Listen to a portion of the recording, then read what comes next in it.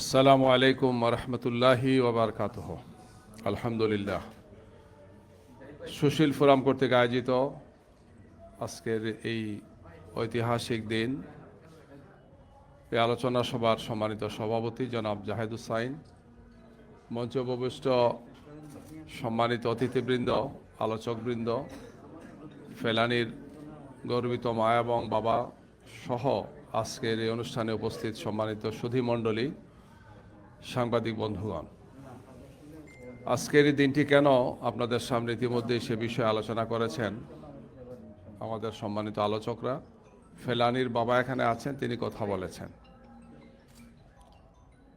2011 সালের আজকের এই দিনে এই ছোট্ট শিশুটি, কিশোরী সেই মেয়েটি খুব নির্মমভাবে গুলিবিদ্ধ হয়, যার লাশ দীর্ঘ সময় বাংলাদেশ ভারত সীমান্তের কাঁটাতারে ঝুলানো ছিল।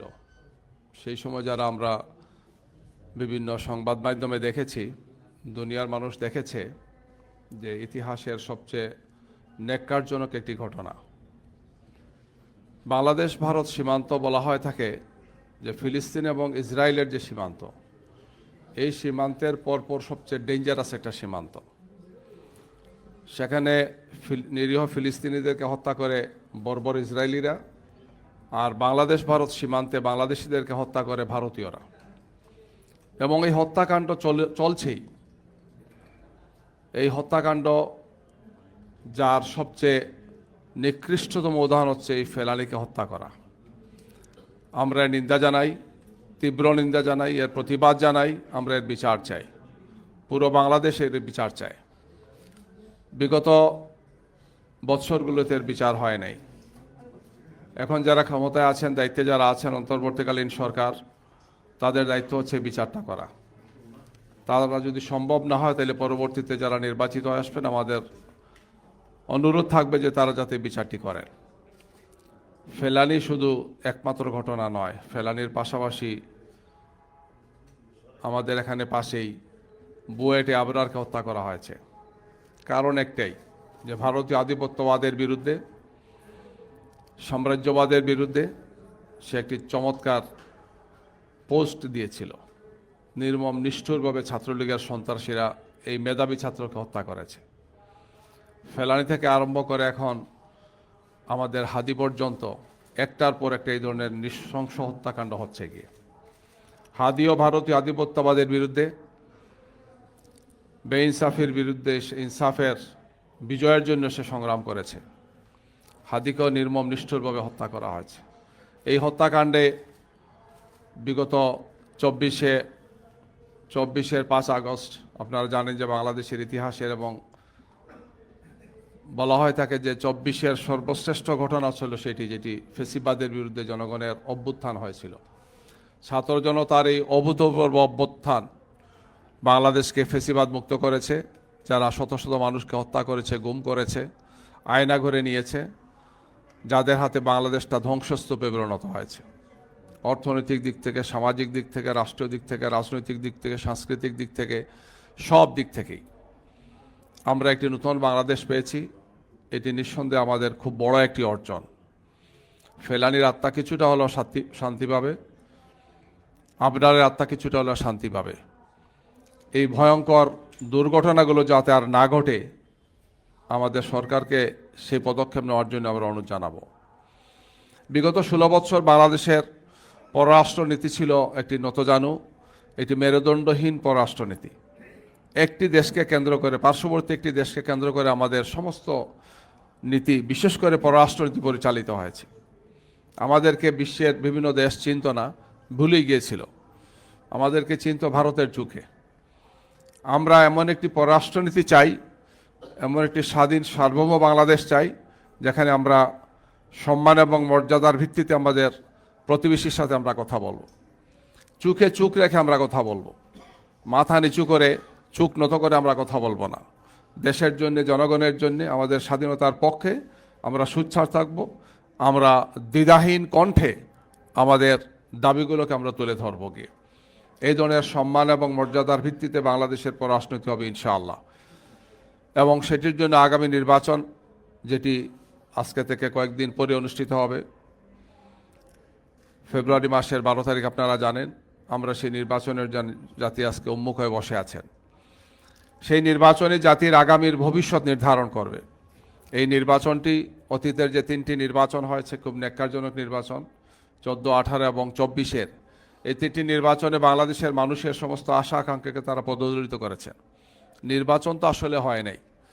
একটি ছিল বিনা ভোটের নির্বাচন, আরেকটি ছিল রাতের অন্ধকারের নির্বাচন। আগের দিনই নির্বাচন হয়ে গেছে, ভোটাধিকার প্রয়োগের কারো সুযোগ হয় নাই। আর 24-এর নির্বাচন হয়েছে আমি আর ডামির নির্বাচন। নির্বাচনের নামে প্রহসন হয়েছে, তামাশা হয়েছে এবং ক্ষমতাকে কুক্ষিগত করার ন্যাক্কারজনক মহড়া হয়েছে।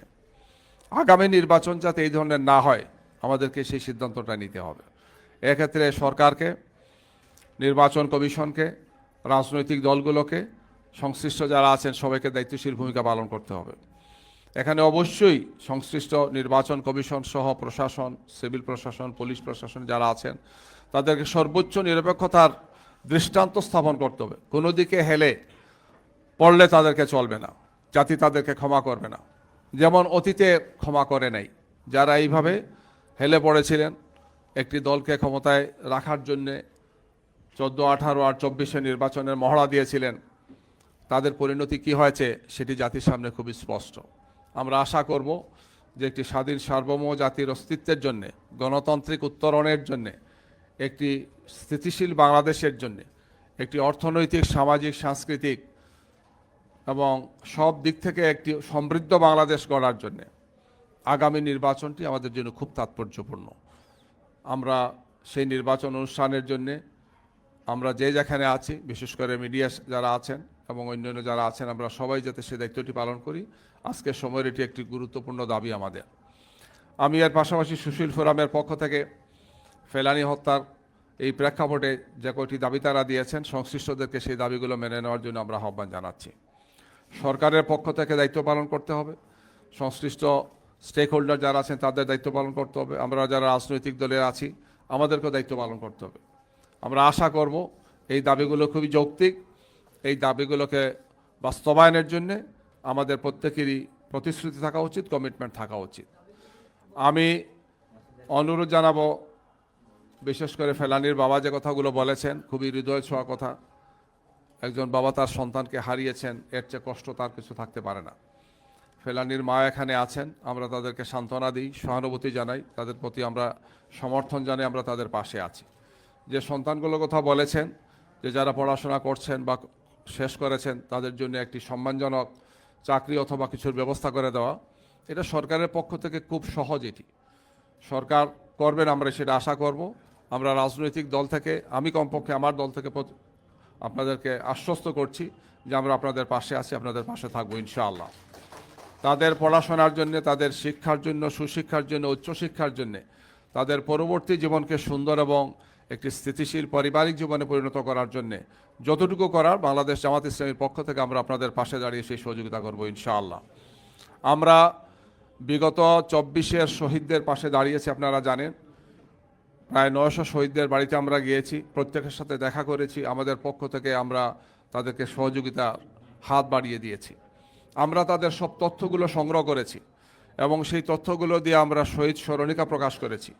আপনারা জানেন যে 12 খণ্ডের প্রায় 900 শহীদদের তথ্য পেয়েছি, এখনও নতুন নতুন তথ্য আমাদের কাছে আসছে। আমরা 12 খণ্ডের শহীদদের সেই স্মরণিকা বাংলা ভাষায়, ইংরেজি ভাষায় এবং আরবি ভাষায়, এই 3টি গুরুত্বপূর্ণ ভাষায়, আমাদের মাতৃভাষা সহ আরও 2টো আন্তর্জাতিক ভাষায় আমরা এই 12 খণ্ডের শহীদদের স্মরণিকা প্রকাশ করেছি। ওয়েবসাইটে এই স্মরণিকা পাওয়া যায়, কেউ যদি সফট কপি দেখতে চান তাহলে আপনারা সেখানে দেখতে পাবেন।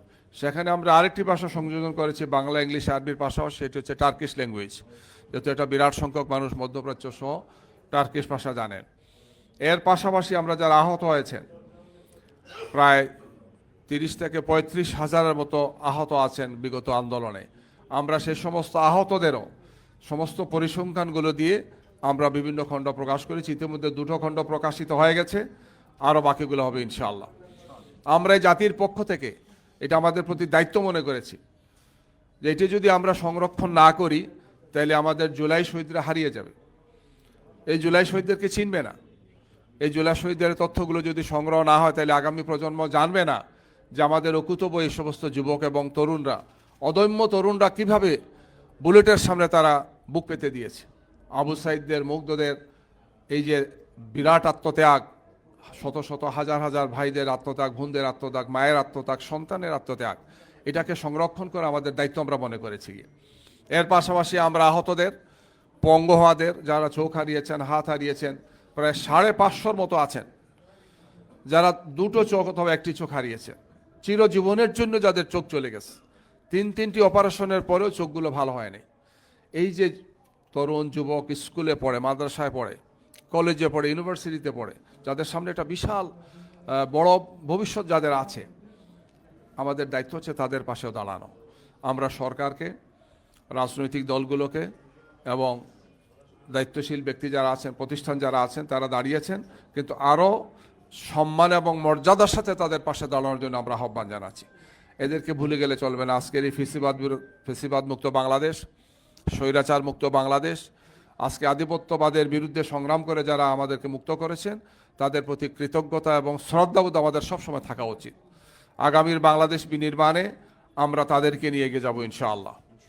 এই শহীদরা আমাদের অনুপ্রেরণার উৎস, আহত এবং পঙ্গুরা আমাদের নিত্যদিনের, প্রতিদিনের, প্রতি মুহূর্তের সংগ্রাম এবং সাধনতার আমাদেরকে সহানুভূতি এবং তাদের ইন্সপিরেশন নিয়ে আমরা এগিয়ে যাব ইনশাআল্লাহ। আগামীর বাংলাদেশে ফেলানির বিচার হবে ইনশাআল্লাহ, আবরারের বিচার হবে, যেটা চলমান এখনো আছে, হাদির বিচার হবে ইনশাআল্লাহ।